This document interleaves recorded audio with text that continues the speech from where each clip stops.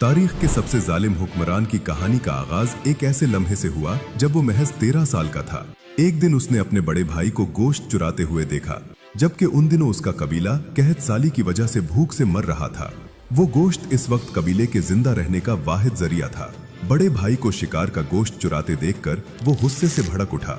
उसने तीर कमान उठाई, अपने 16 साला भाई पर निशाना बांधा और उसे जान से मार डाला।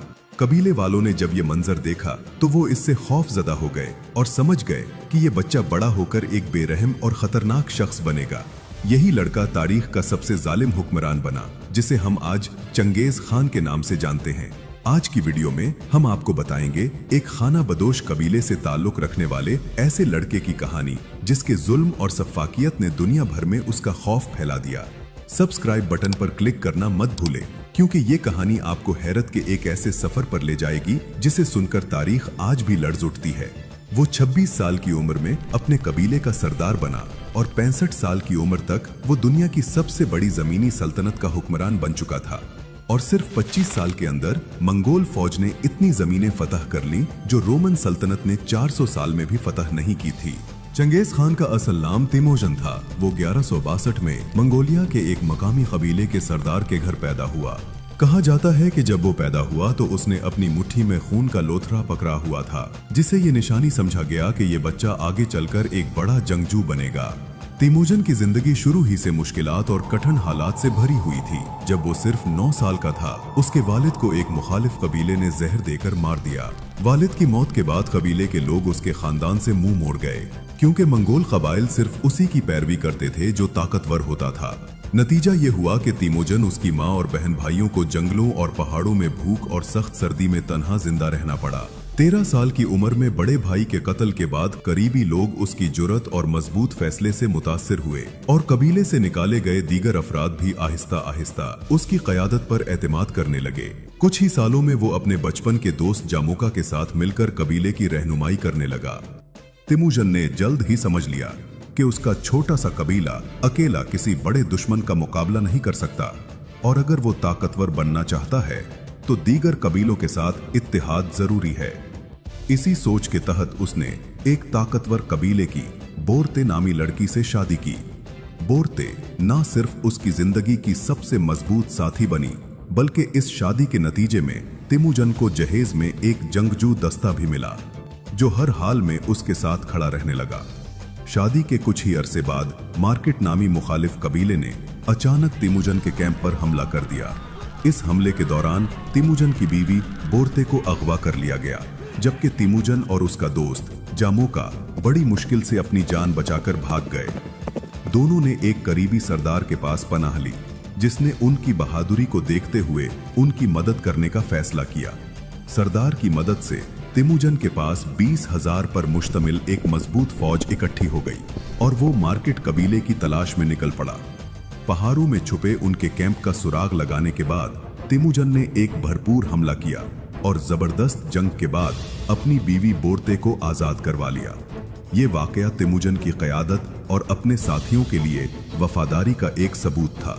वक्त के साथ साथ तिमोजन और उसके दोस्त जामोका के दरमियान नजरियाती इख्तलाफात बढ़ने लगे और बिलाखिर कबीला 2 हिस्सों में तकसीम हो गया और यूं जामोका ने अपने साथियों के साथ एक अलग कबीला बना लिया।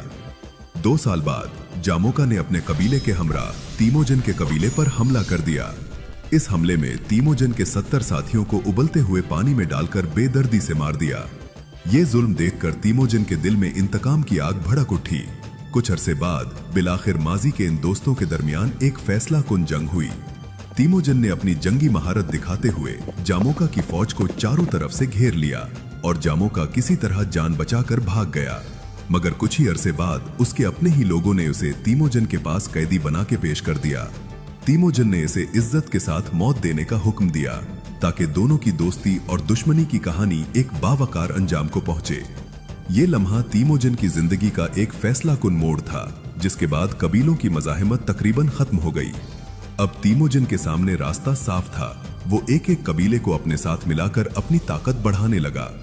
1206 में तिमोजन को तमाम मंगोल कबीलों के सरदारों ने मुत्तफका तौर पर चंगेज खान का लक़ब दिया, जिसका मतलब था दुनिया पर हुकूमत करने वाला।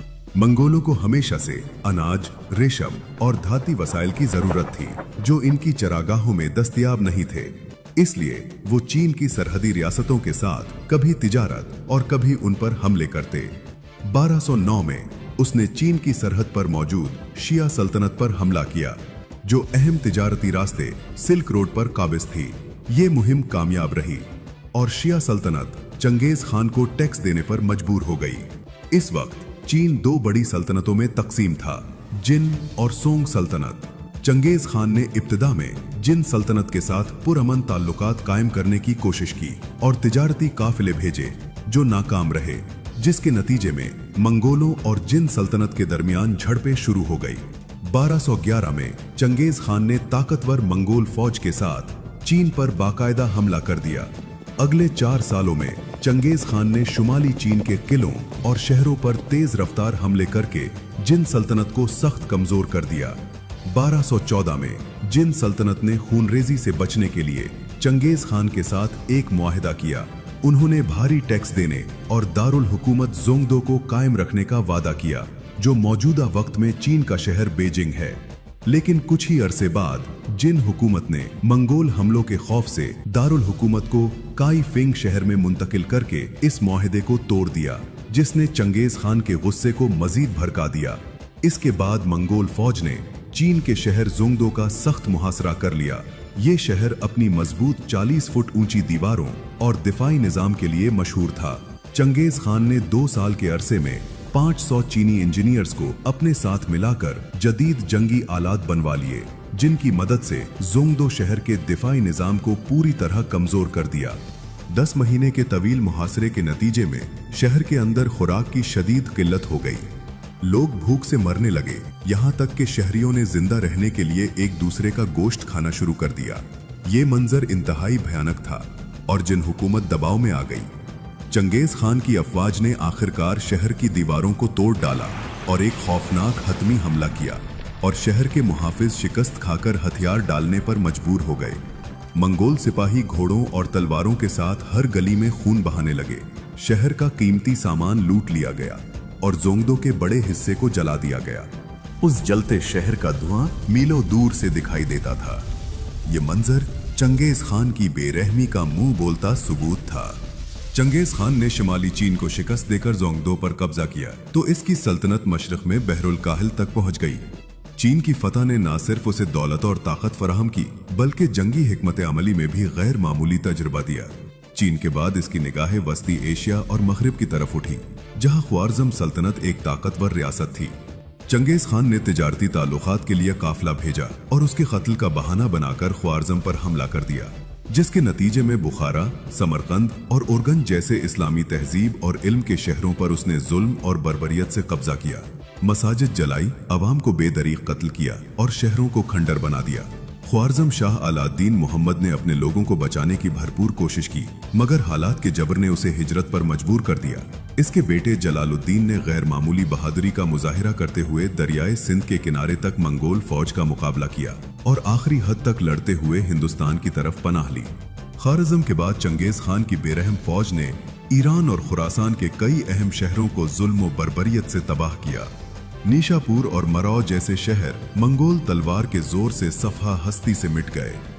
मंगोलों की वहशियाना और नफ्सियाती हिकमत अमली से लाखों बेगुनाह लोग कत्ल हुए। इसके बाद चंगेज खान ने अपने जर्नैल सबूताई और जेबे को मगरिब की तरफ भेजा, जहां उन्होंने तफकाज के पहाड़ी इलाकों में जॉर्जिया, आर्मीनिया और आजरबाईजान के कई हिस्से बेदर्दी से फतह किए। बाद में रूसी शहजादों और कोमान कबाइल की मुश्तरका फौज को शिकस्त दी। आज भी मंगोलों की ये मुहिम्मात बहुत जालिमाना और बेरहम समझी जाती हैं। चंगेज खान ने जिंदगी के आखिरी सालों में दोबारा चीन का रुख किया, जहां मगरबी शिया रियासत ने उसके खिलाफ बगावत की थी। उसने 1 साला मुहिम चलाई और पूरे इलाके को तबाह कर दिया। 1227 में शिकार के दौरान घोड़े से गिरकर वो बीमार हो गया।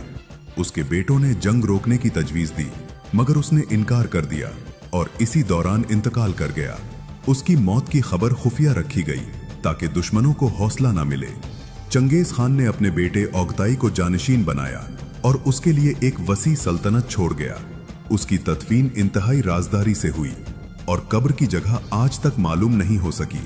उसकी मौत के बाद सल्तनत उसके बेटों और पोतों में तकसीम हो गई। कुबलाई खान ने चीन में युआन सल्तनत कायम की, बातो खान ने रूस में गोल्डन होर्ड की बुनियाद रखी और हलाको खान ने बगदाद पर कब्जा किया।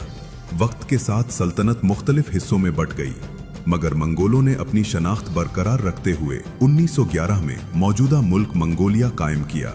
एक साइंसी तहकीक के मुताबिक आज भी दुनिया के हर 200 में से एक शख्स चंगेज खान की औलाद में से है। अगर आपको ये कहानी पसंद आई तो वीडियो को लाइक करें और चैनल को सब्सक्राइब जरूर करें ताकि आपको मजीद ऐसी दिलचस्प कहानियां मिल सकें। शुक्रिया।